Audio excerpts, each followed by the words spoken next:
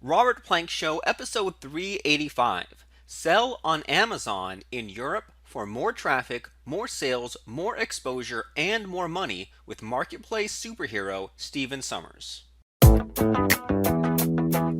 Hey everyone, and thanks for listening. We're talking right now with Steven Summers, and he's the co-founder of MarketplaceSuperheroes.com, and that's an info product that teaches anyone how to start an international e-commerce business selling on Amazon. And their goal is to help 100,000 entrepreneurs create financial freedom by building a home-based lifestyle business using their system. And they have a different philosophy and strategies for expanding into the European market on Amazon, which is kind of interesting. So we'll have lots of stuff to talk about. Mr. Steven, how are things? I'm doing very well, Robert, and my business partner's name is Robert also. So I feel like I'm surrounded by Roberts, which is not a bad thing. Right? I mean, I can't disagree with you there. So marketplace superheroes and Amazon. I mean, what kind of stuff do you guys teach specifically? Yeah, so we've been doing this for a long time, and I guess there's lots of different people talking about Amazon specifically, and we really have our own take on the whole topic after doing it for cumulatively over 20 years. And so our whole core teaching methodology is really teaching people how to sell their own branded physical products, not just at Amazon.com, but on all the basically all the available Amazon sites in Europe as well as in North America, and of course, likes in Mexico as well. And I guess what makes us different is obviously the fact that we teach it on a global scale, but not only that, it's really down to our core business strategy as well is very different. And a lot of people, their core kind of method to building their company is they're very focused on building this one huge brand. And within that brand, there can be a small number of products. And the goal really is to see Amazon as just another sales channel. Whereas we look at it very differently, and we're really harnessing the power of marketplaces. Obviously, Amazon being the best marketplace out there right now. And of course, there are other marketplaces too. So our methodology really is focusing on looking at markets like Amazon and assessing what are the opportunities, what are people currently buying right now, and where are there gaps in the offers that are currently available. And from there, then it's simply a matter of creating better offers than are out there right now, and then scaling that out to more than one country to basically do what we say all the time, which is, the core of any business. You take a simple product, sell it over and over again at ever decreasing costs. And when you do that, you've got a formula for a powerful business. And so I'm happy to get into a little more about that and whatever you want to get into on the call today.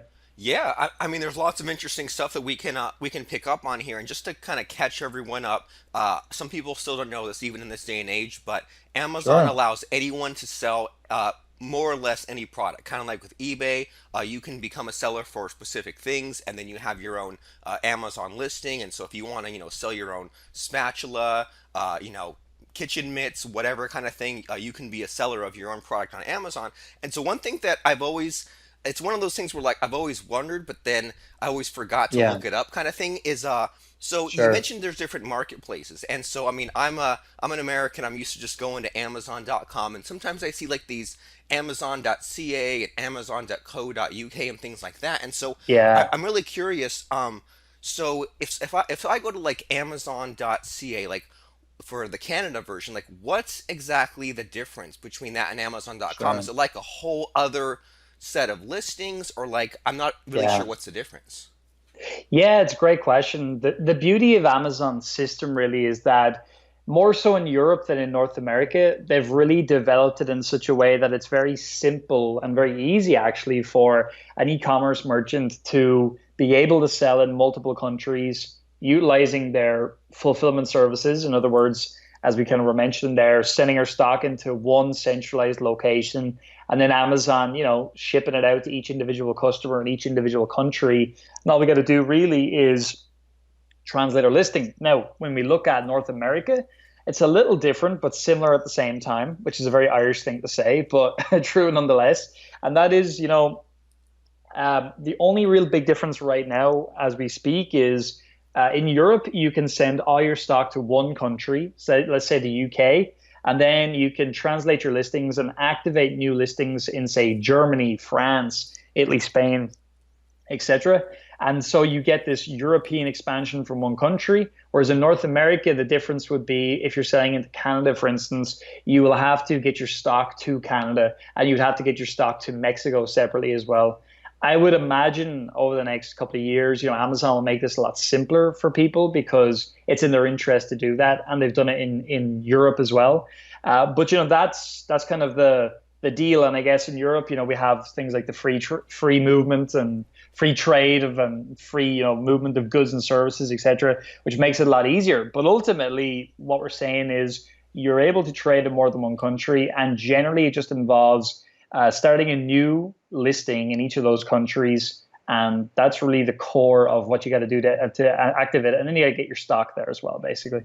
Super cool. So if I'm hearing you right, so there, there's all these little, European countries, because like we kind of, it's kind of a weird thing to think about, because I mean, over here in North America, it's like, the U.S. Yeah, is this big thing, Mexico is this big thing, of Canada course. this big thing, but then over Europe, there's like, France, Germany, and it's always like, I always wondered about that, like, oh, do I have to send it to each one? So great stuff. So you just send it over to Yeah, the UK, and then you can sell in those other countries. And so, I mean, yeah, what are some of these European marketplaces? Because like I never know, about like how big or small some of these sure. other Amazon countries are, and if they're even worth selling in. So like, I mean, what are the European Amazon areas, and like what are the sort of like top ones?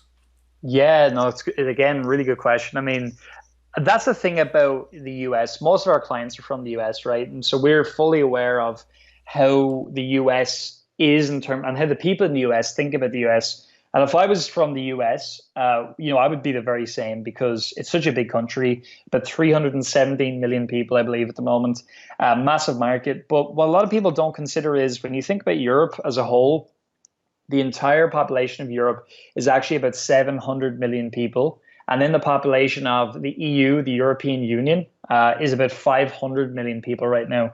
So when you think about that, there's actually a bigger population in Europe as a whole and in the EU than in, say, even just the US on its own. Now, the difference is, of course, is that the US is two things. Number one, US customers and consumers are the best consumers in the world. They spend the most money, which is great. And of course, it's been a bit of a problem for some people from the US for a little while now. But at its core, like the philosophy that the United States has is phenomenal for business because it's about spending, which is what we need to do to be able to keep countries afloat and rocking. And so European countries now, not only do they not spend quite as much as US consumers per head of population, let's just say, but you take European countries, they're not quite as well developed online as, say, the US is right now. Not that we're like behind the times or anything, because we're certainly not, but we're just not quite as used to in certain countries trading online as, say, the US is. If you take a country like the UK, and a country like Germany, for example, and I guess I should say countries in the UK because technically it's more than one country. These areas are very well developed on Amazon. You're talking about absolutely millions and millions, millions of monthly visitors. You think about the population of Germany; it's about 80 million. Population of the UK is about 60. So these are big markets that are well established. So that's good to remember. And obviously, countries like Italy and Spain and places like that. France actually very well developed too, but Italy and Spain are quite new markets on Amazon.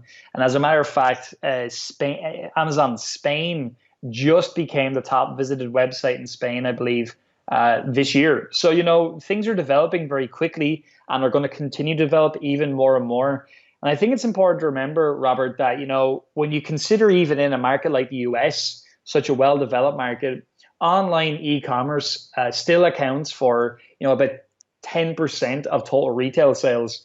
So there's still a lot of room for growth in these online sectors. And when you put the whole thing together and do what we do, which is we trade in multiple countries, you start to really take advantage of this huge growing movement towards trading online and this huge movement towards big companies like Amazon, etc., who are basically spending so much money in generating traffic to these sites. And what they're basically saying is, look, you as a third party merchant, you're helping us create more choice, more offers in our market. And so we're going to bring the traffic to you. You just got to get your stuff here. And so that's really the beauty of harnessing these marketplaces. Super cool. And I mean, I love this idea. Anytime that there is, like a new presence somewhere else, and there's, not all the competition has come there yet, and things are still growing. I mean, I love this kind of idea. And so, as you're explaining some of this stuff in Yeah. different countries, I mean, has Brexit changed anything as far as like, Yeah. sending your stuff to the UK and then it goes everywhere else on Europe? Like, has things Yeah. changed, or will things change, or stay the same, or what's happening there? Yeah, I mean, again, it's one of those things, isn't it? It's like no one really knows right now what's going to happen because nothing has happened. It's the thing. And, Brexit's supposed to happen by 2019. But the way we're going, I mean, there's not even remotely close to any kind of agreement from all parties involved. So that's kind of number one. But number two, I think I would consider the behavior of like, the biggest companies who are the biggest stakeholders. So companies like Amazon in the UK, for instance, are now still building fulfillment centers in that country, and they're building more and more fulfillment centers in Europe as well. So, like, I mean, Brexit, everybody's fear is that for some reason, trade is just going to stop between the UK and every other country, and I just don't see that's realistic. I mean, I don't see how that would happen. I think the only thing that may happen is, there'll be an agreement put in place between the UK and these other countries to continue trade because at the end of the day, no matter what happens, trade will continue. And before we had the EU, these countries were all trading together anyway. So the EU as an idea really was put in place to make things like trade a lot simpler. But I don't know. I mean, I think that whether you think the UK should have stayed in or shouldn't have stayed in or whatever you think, I really don't feel for online merchants it's going to be that big a deal. I really don't.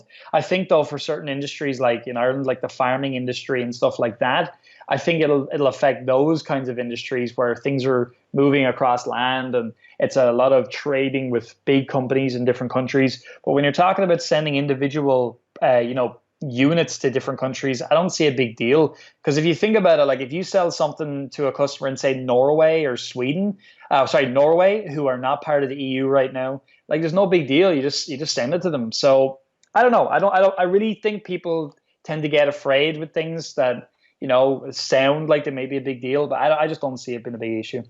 Perfect. Well, thanks for clearing that up. So, not a big deal. Trade will still happen. There's too much money to be made for them to not figure out something else, something out there. I So, feel I feel so, yeah. cool. So, I mean, having said all that stuff, what are the steps to get your stuff listed in these European countries? Like, do you need to like set up a separate Amazon account, or if someone says, "Okay, Yeah. great, like I want to sell my kitchen items in Germany," how does someone go about doing that? Yeah, great question. Well, so the first thing is that we're actually creating a business at the moment, but to make this simpler for especially non-European residents, so US residents, etc. Because right now it's totally possible, totally doable, and all of that. It's just that with the traditional way of doing things, it's a little more tricky. So let me explain what I mean by that. If you are a US citizen and you go to say a UK bank or whatever and you basically try and get set up there, you're going to find it almost impossible to get a bank account. And even if you do get a bank account, there are certain reporting obligations that those banks have to these agreements with the IRS basically to report worldwide income, which is totally normal. I mean, totally expected because, the IRS want to know what you're doing globally because we're moving into more of a global economy now, and that's just the way it is for everybody. I'm in the same situation myself. So what we've done though is we've looked at this and we said, well, if this is difficult, how can we make it simpler? And so what we've done is we've actually partnered with some guys who have a payments company, I should say, and we've actually made it possible for a non-EU resident now to get a payments account that's accepted by Amazon in Europe, and they really use that for their UK company. We always recommend getting a new UK EU entity. And the reason for that is, I'm not going to get too deep into it today, Robert, because there's a bit to explain. But at a very basic level, the reason is because if you come into Europe and you sell with, say, an LLC, a US LLC, for example, as a lot of people are, what's going to happen there is that from day one, let's say you land your stock in the UK, you make a sale in the UK. Well, from day one, you're going to have to collect and pay what we call VAT, value added tax. We have sales tax in the US. Nothing particularly strange there. Of course, we've had the whole where do you pay a sales tax thing in the US for a long time now, which they're still trying to sort out, and who knows if they ever will. But the thing about coming to Europe and LLC, it's just not a good idea because let's say you're in the UK, your stock sits in the UK, you then activate your listings in say Germany, France, Italy, Spain, etc. Even though your stock's in the UK and you're a US LLC, the minute you make sales in those other countries, because you're a non-EU resident, you're going to have to register for VAT in all those countries straight away. So you're gonna have to go to the French government and register there, a German, et cetera, et cetera, et cetera. And the even worse side of that is if you're selling, say, your stocks in the UK, you're selling to somebody in Germany. Let's say someone from Austria comes along and says, "Oh, I'd like to buy that from Amazon Germany because they both speak German." Well, then what's going to happen is you're going to have to pay VAT now to the Austrian government, which is a whole big pain. So the way that, not that we get around it at all, because we're certainly not getting around any laws, we are being completely legal, is we would recommend setting up an EU entity. Now, that can be in any really of the EU countries where your Amazon stock is held, because again, VAT is based on where your stock is sitting, basically. So I'm not going to get into too much more because it would be, a lot more detailed. But obviously, just at a core level, the important thing to remember is coming into Europe with a non-EU entity is just not a good idea for trade. And so again, what we do for a lot of our clients now is we set up their EU entity for them. We also then set up their payments account for them, and they don't even have to fly here, which is a huge, huge benefit because for years that's what you would have had to have done. And so that company that it's being launched as we speak. There's a website there now, I believe, but it's not very detailed. But people can check it out. It's called Muloot.com. That's MULOOT.com, and there's nothing to sell or anything like that. That's where you can go in the future. Whenever this podcast is out in the future, you'll see that there'll be stuff there for you, more education and things like that. But that's a great question, and one that we'll go into more detail on stuff like Maloot.com. Super awesome. So Maloot.com, MULOOT.com to get that Yeah, EU entity set up because, like you say, yeah, you can use your American entity. A lot of people do, but you have to deal with all this registering all this yes. VAT stuff. Just way less of a headache. It sounds like to It's have just a that bad European idea. entity. Okay. Yeah, yeah, and again, I think when we look at a business, right, it's nice to have your European business taken care of by a separate entity, so that heaven forbid anything ever happens to one of those businesses. But if it was all inside one company, the whole deck of cards comes down. Whereas if you've got a separate entity doing your European business and your North American business, you've got two different companies that aren't connected legally, which is always a good thing to do. But yeah, from a sensible trade standpoint, this is what you should do. And really, on that website I just mentioned, we're going to actually have like full training on how to do the European thing because to be completely honest, this was something we were going to be selling courses on specifically, and then we realized, well, look. With this Maloot.com business, with the other guys, we're able to be in a situation where we provide you with services you require, like a payments account, and at the same time, we can just give you the education then because we don't need to make any money off of that because we're going to be working together for, doing your accountancy for you, doing your banking for you, etc. So that's just to be completely transparent, the nice thing about that particular service when it gets launched. Right, fair enough. And so, so is there anything that people should know going in about selling on Amazon in Europe? Any sort of do's and don'ts that come to mind?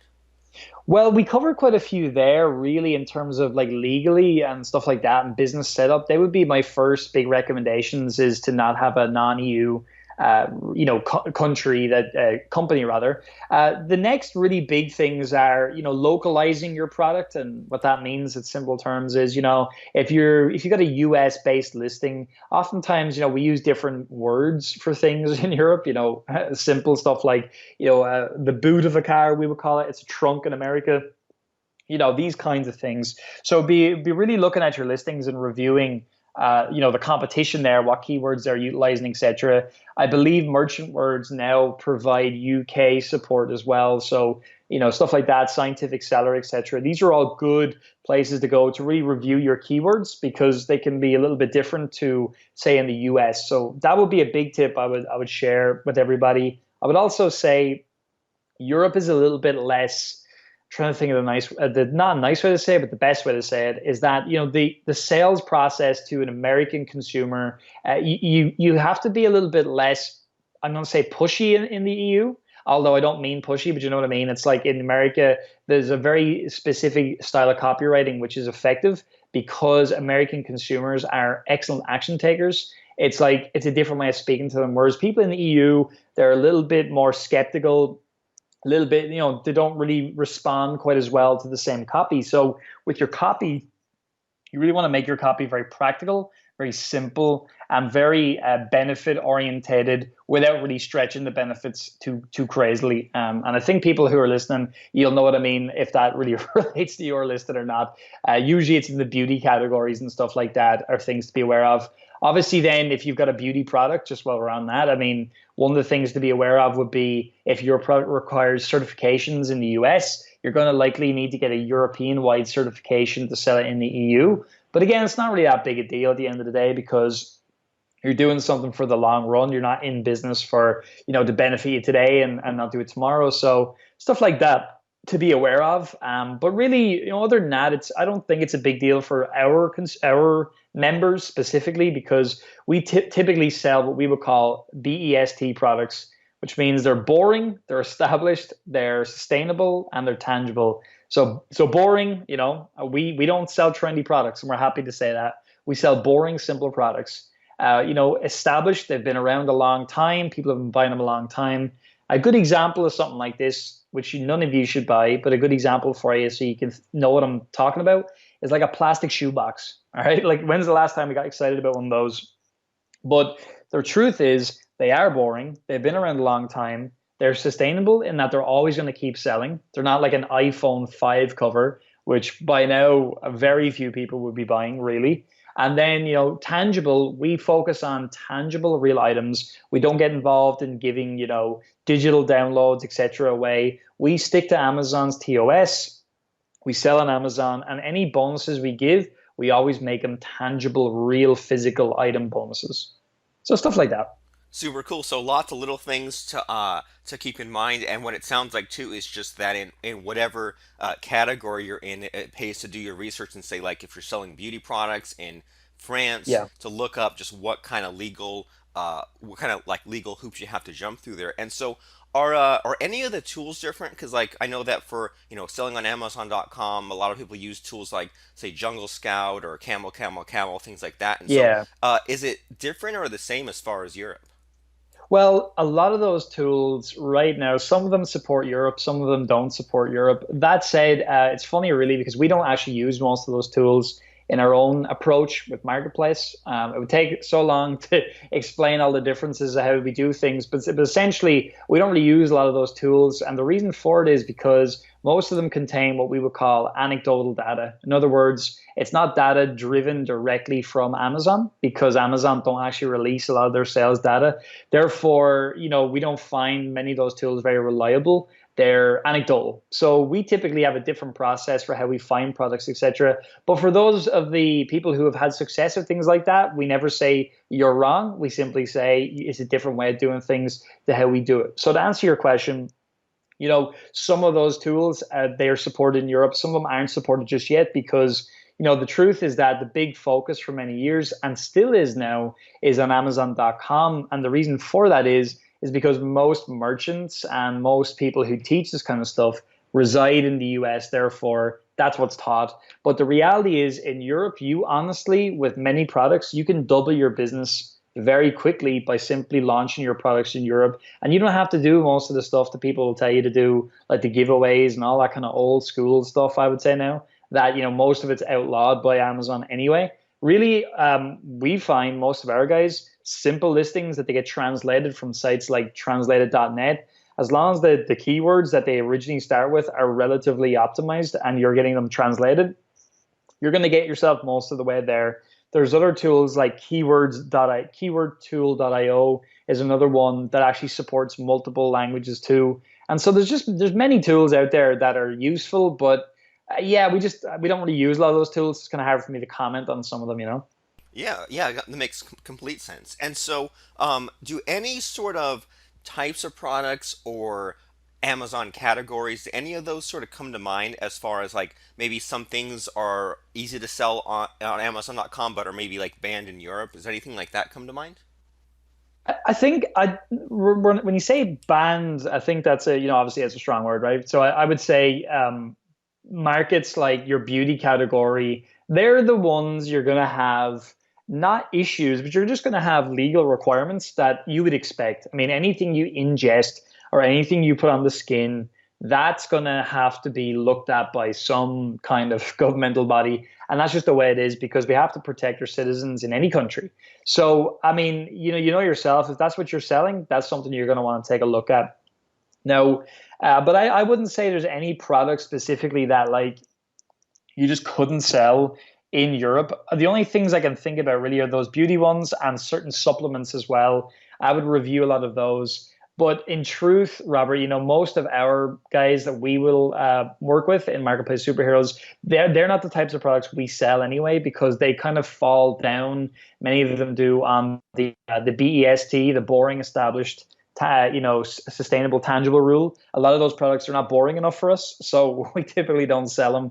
But again, these are huge markets for people who have the appetite for them and have the knowledge to work in them. So I would say just like you will know if the product you are selling right now has some kind of requirement in the US, it most likely has a requirement in the UK, in the EU as well. And generally, you can get an EU wide um, certification for most of these things.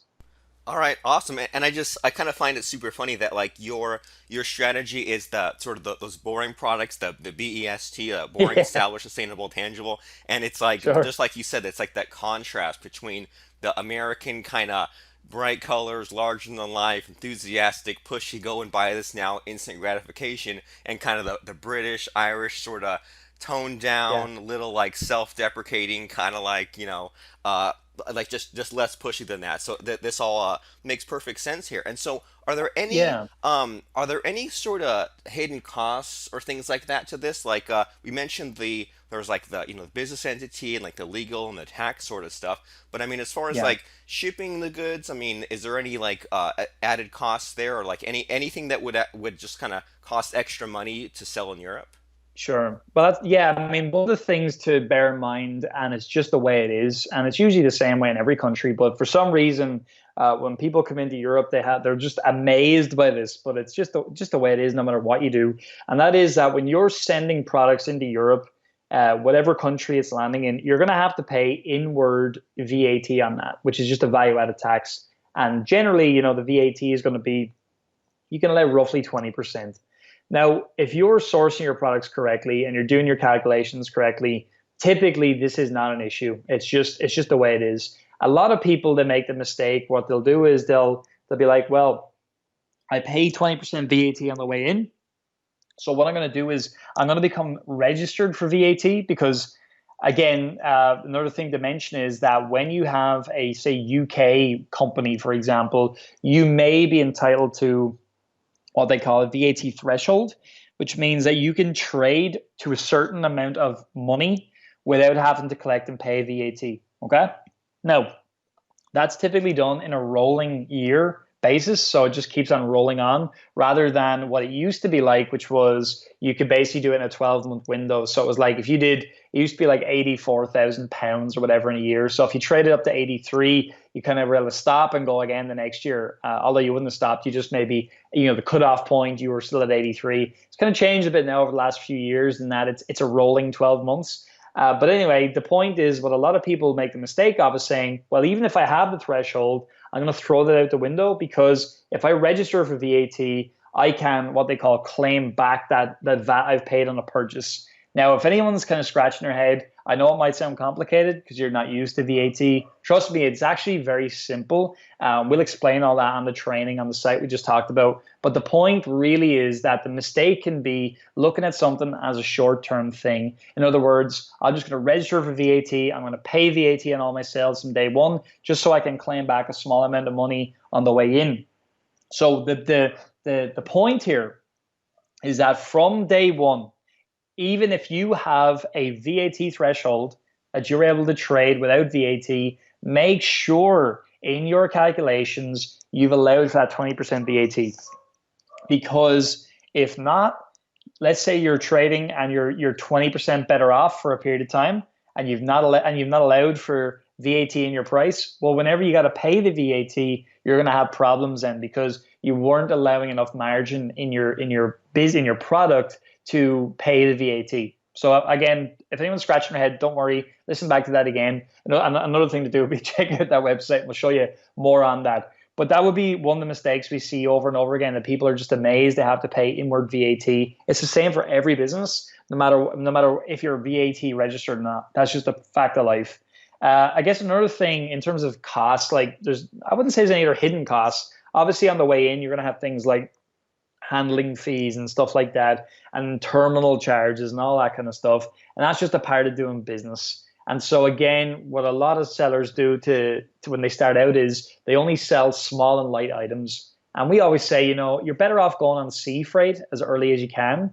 And for a lot of our members now, we're working towards helping them do things like we have containers coming from like to China all the time. People are able to put their products into one container that we all share and stuff like that to cut down the price. But really, like no matter where you're trading, you're always best bringing something in by sea, if at all possible, because that is where you're going to get the biggest bang for your buck. That's where you're going to make the most profit versus, going with air freight, which, okay, it's fast, but it's very hard to make profit with an air freighted item unless it's small and light. And that's why people became obsessed with small, light items because this was the only thing people were teaching.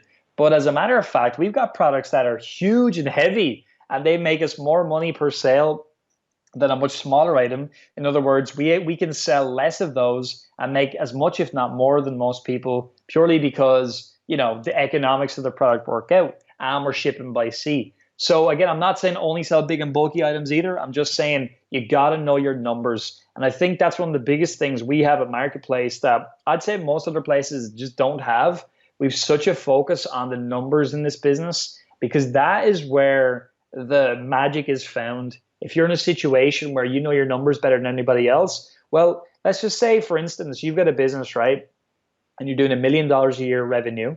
Well, let's say your profit margin, or what we would call your POR, your profit on return, is 10%. So 10% of your sales price is your net profit, let's just say.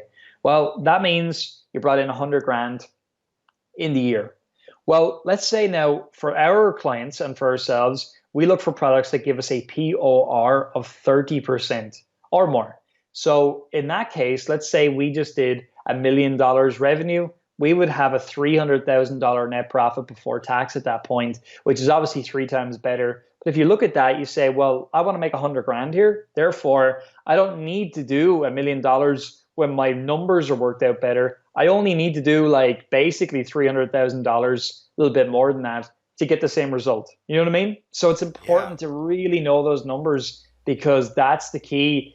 We're all investors. We're not just sellers. That's another big difference between ourselves and most others. We're so painfully focused on the numbers because the numbers, right? I used to think were so boring, but when you start putting dollar signs and pound signs and euro signs in front of that, it become really exciting.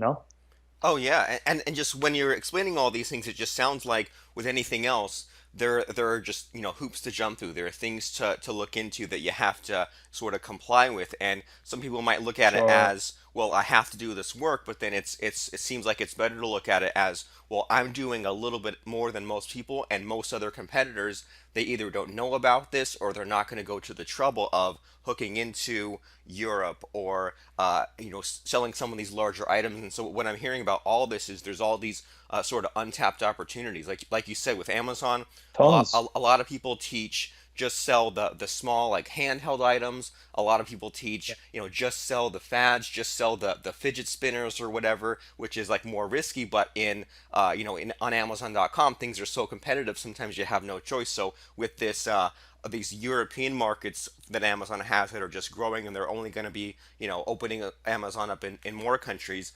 It sounds Yeah. really cool because you don't have to go with these gimmicks. It's not as fast paced. You can sell something that's boring and reliable and dependable and all that fun stuff. And so this seems like just a really great way for people to expand their Amazon businesses. Like you said, Yeah. you list it somewhere else, you double or you triple the revenue that your Amazon business is generating. Yeah, I mean, I'll just talk about another key business strategy that we have as well, Robert, which is we talk about something called the rule of five, and this has really changed a lot of people's lives in many ways because again, you have people out there they're so focused on getting a home run product, and it's same in any business. Look, we've got multiple businesses now, and they're all generating millions every single year and all of that. So well, I've been in a position where I've not been making much money. Thankfully, I'm in a much better position now, and I've seen my growth in my businesses. And the truth is that most people out there, they're full of BS, really. Most people are. And to focus only on a home run product, in other words, one that sells 100 a day or more, I'll tell you from a lot of experience that it's almost impossible to predict a home run product.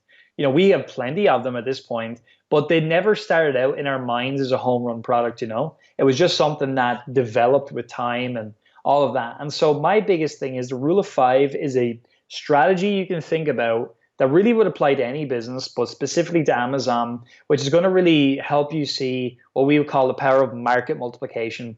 So, and again, this applies to the US as well. I don't want anybody to think for 1 second this is only Europe. Like, I mean, we still trade in the US, our heroes do, and it's still a great market for everybody. It's just we're not trying to find these home runs. We're looking for first base hits at all times. So with the rule of five, what we're saying is, just as for an example, you can have five products.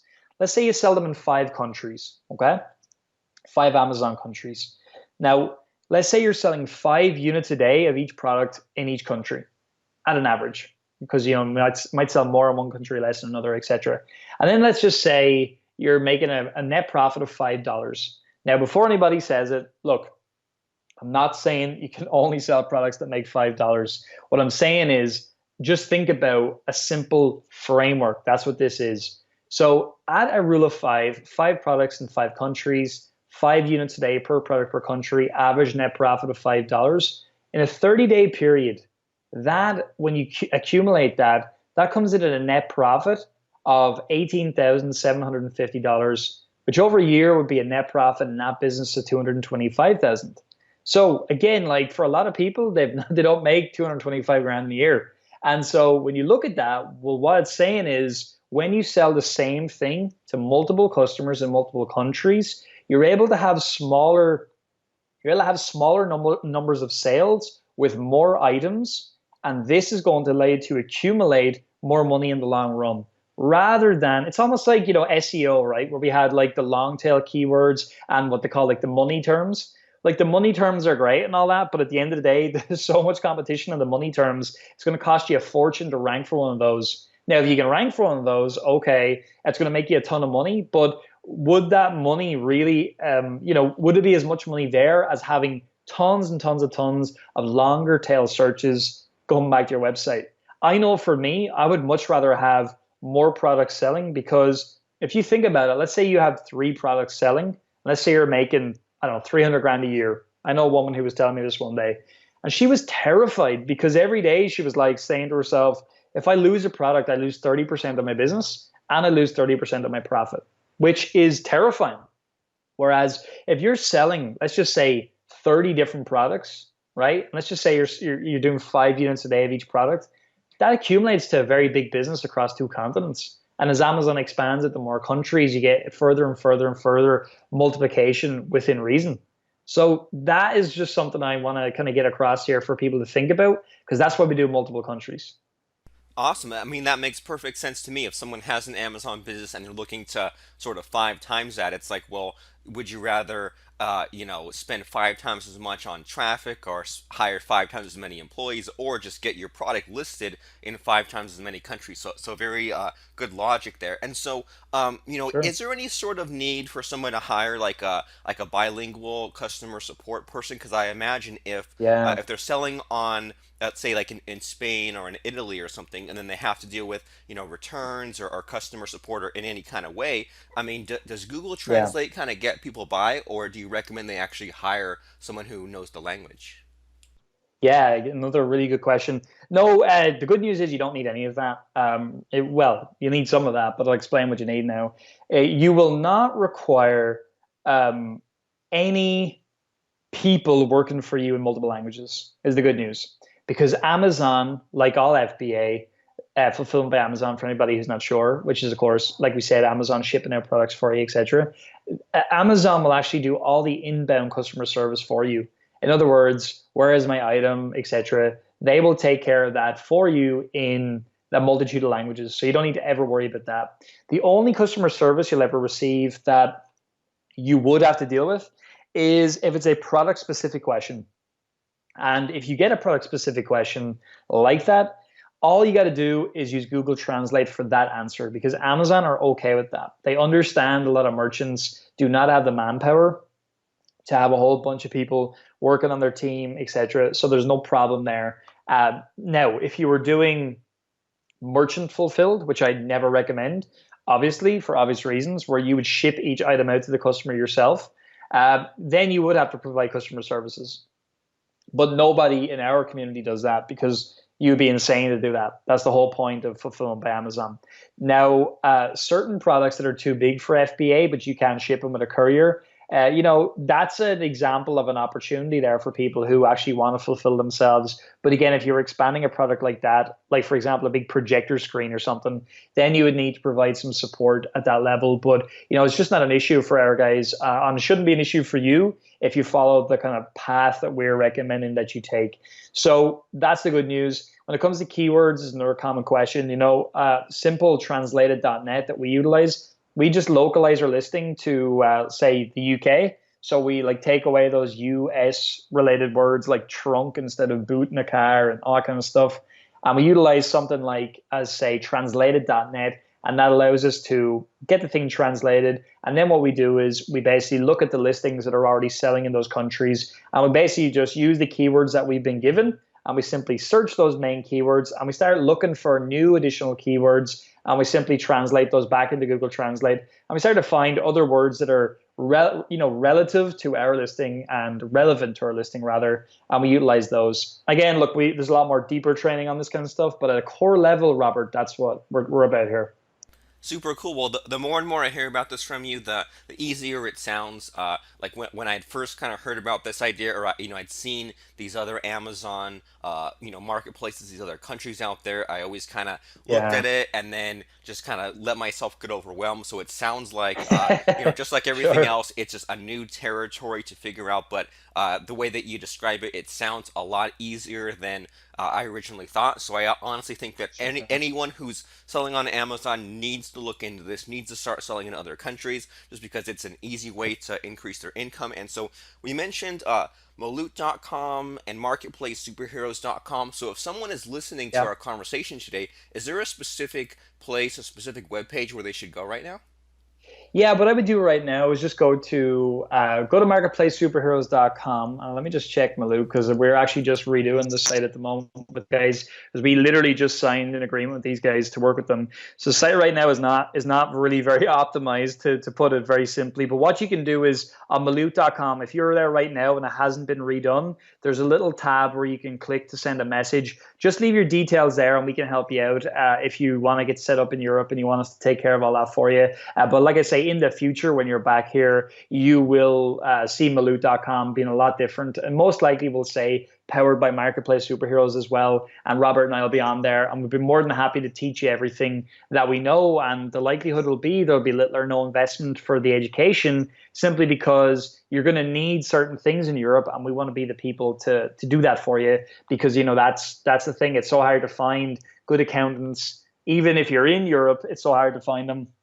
So even more difficult if you're coming from the US, and vice versa for people going across to the US from Europe too. So we want to be there to solve that problem for everybody. And again, when we get that site launched, Robert, I'd love to come back on and explain even more about this for everybody to make it so simple for everybody to expand their business. Awesome. I mean, let's do it. Let's have you back. It sounds like there is a fantastic, great upside to selling on Amazon in Europe. So everyone make sure to go right now to marketplacesuperheroes.com. And you know what, Mr. Steven? I'm just now realizing the Steven and Robert thing. I've seen your ads on Facebook. So Yeah. I've seen you guys, but just didn't know it was you. So now I know that you are the selling on Amazon in Europe guys. Yeah, that's it. And we do more than Europe too, don't worry. But hey, I don't mind being known as the European guys. Seeing as we're from here, it makes sense. Perfect. All right. If you're doing anything related to selling on Amazon, check out marketplacesuperheroes.com.